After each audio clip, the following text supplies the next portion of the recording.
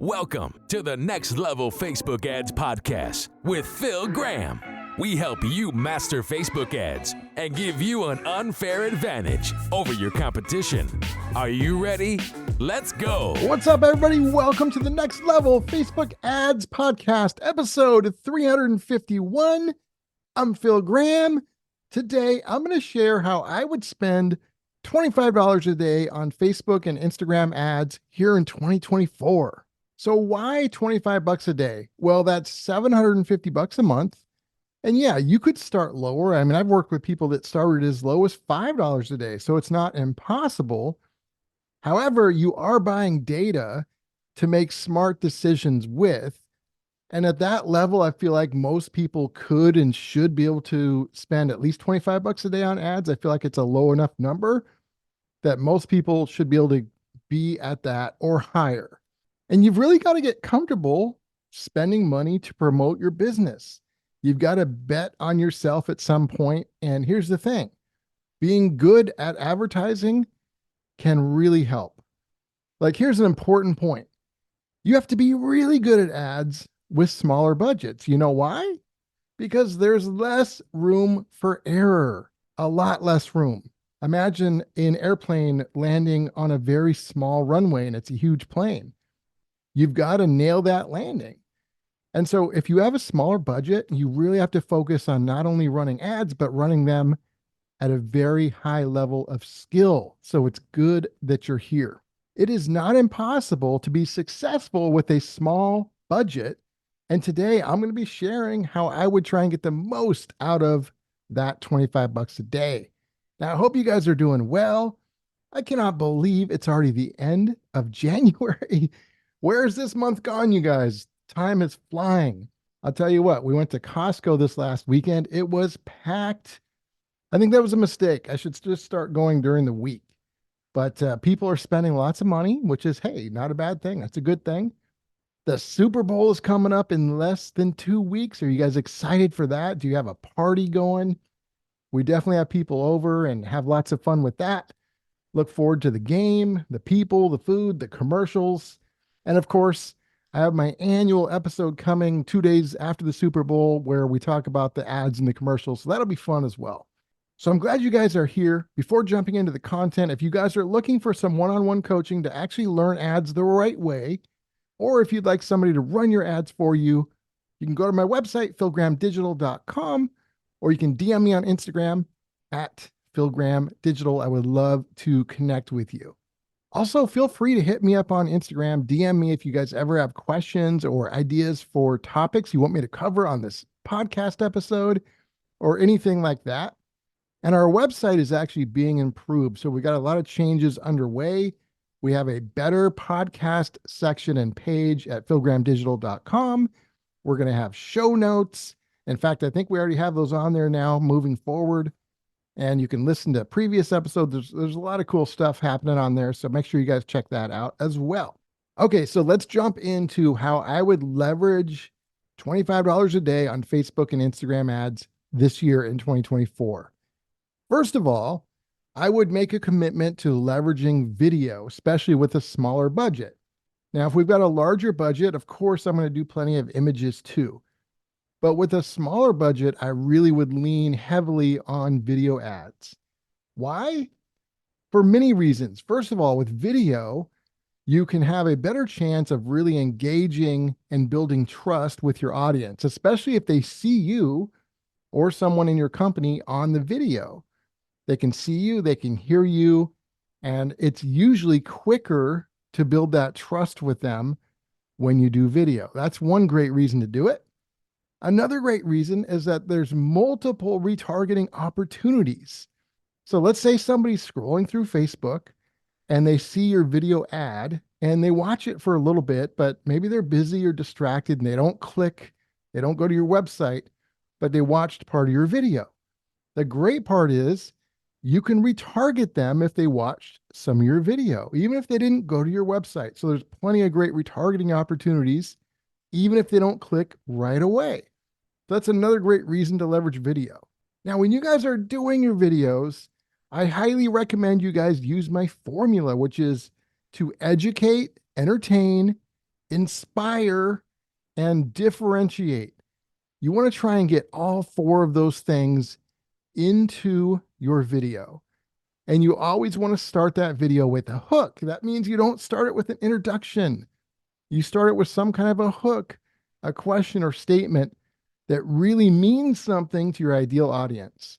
And you really should be focusing on the differentiation part as well that I mentioned, because you've got to stand out from the noise. It's not just about doing video ads. It's about doing great videos that can actually make a difference. Those are two very different things, video ads and great video ads. So make sure you guys create videos that can give you a better chance for success. Another important thing for you guys to focus on is commit to consistency. So if I was getting the most out of 25 bucks a day, not only would I leverage video, but I would commit to doing this for at least 3 months. Now, I wouldn't necessarily run the same ad for 3 months. It depends, but I would commit to running these ads for a minimum of 3 months. And really, I would commit to a lot longer than that, but let's start slow. Commit to at least 3 months. Be consistent with it. You should also be, during that time, testing some different things like audiences, creatives, ad objectives, and then also you're testing what's on the other side of the ads, whether it's an offer of some kind or a lead magnet or a price, whatever the case may be. You have to not only test that stuff, but test it the right way. And you should have a goal during this time. You should have a goal to be able to always know why an ad didn't work or why an ad did work. How many of you can say that? Hardly anybody knows why it didn't work or did work. But when you do, you can make much smarter decisions, whether it's cutting something out or scaling something. And that gives you a much better chance of success. So that's kind of like the framework I want you guys to focus on. Leveraging video, using my formula for great video, being consistent with it, testing the different audiences and creatives, etc., and setting it up in a way where you always know why it didn't work or why it did work. And then you use that data, you use that information to make your next ad even better. So lastly, I want to talk about the spending framework. You really want to find great creatives, find great audiences, and ad objectives that work. Now, with 25 bucks a day, you can't do that all at once. It's literally impossible. So here's how I would recommend doing it. With 25 bucks a day, I would focus on testing one thing at a time. That would either be testing an ad creative or an audience. I would test one or the other. And how I would do it is I would have 2 ads with 2 different ad sets. They would each be $10 a day each. So there's 20 bucks a day we're going to use for this test. So for 10 bucks a day each, you could either pick testing an audience first or a creative first. Let's pretend like you just choose audience. You could literally choose either one. They're both great choices, but for the sake of this example, let's say we want to test audiences first. What I would do is I would choose 2 different audiences. I would probably choose like an Advantage Plus or a large lookalike. That would be one audience. And then my second audience that I would test would be a smaller segmented interest and or behavior audience.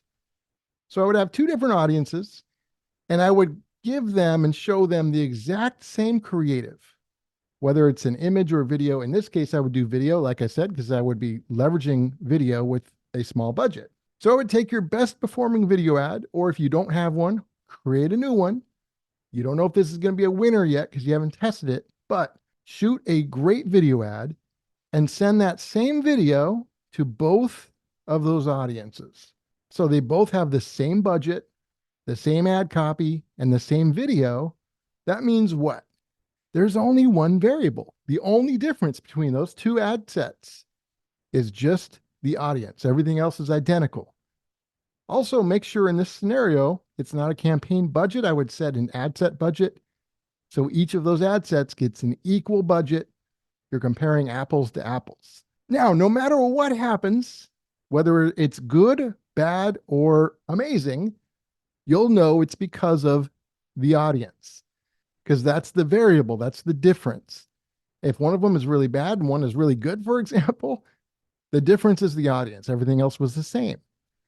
Now, what I would do in terms of timing, this is where it gets tricky because there's no like perfect number to say, hey, let it run for X number of days or weeks, etc.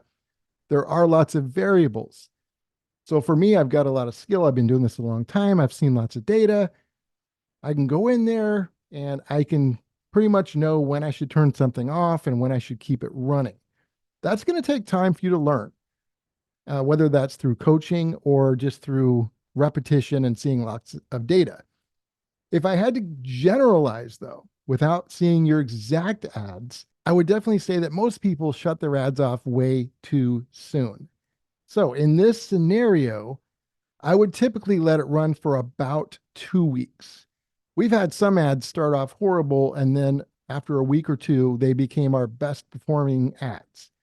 And a lot of people would have like shut them off after like 2 days.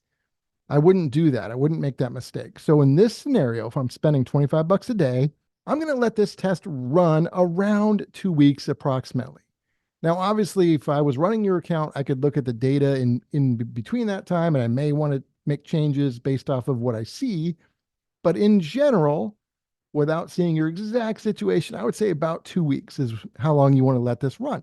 Now, what I would do next, you're going to identify, is one of those audiences better than the other? Are they both horrible, or are they both great? Or is there one that's bad, one that's good? You're going to learn something from that test, pretty much no matter what. And you're going to know why, because there's only one variable. After that 2 weeks, what you do next depends on what that data tells you. But where I would be going next is a new test. The next test would be, instead of testing an audience, I would test 2 different videos, 2 different creatives. And so we would kind of flip-flop that, and we would do 2 different videos to the same audience. And I would pick the best audience of the 2, or if they didn't perform that well, I would choose a brand new audience and try that new audience with those 2 videos. In that scenario, the audience would be the same for both ad sets, but the ads would be different. The videos would be completely different. They'd both still have $10 a day each. And if you had more money to spend, you could do this all at once by having 4 ad sets at $10 a day, obviously, and you can test more.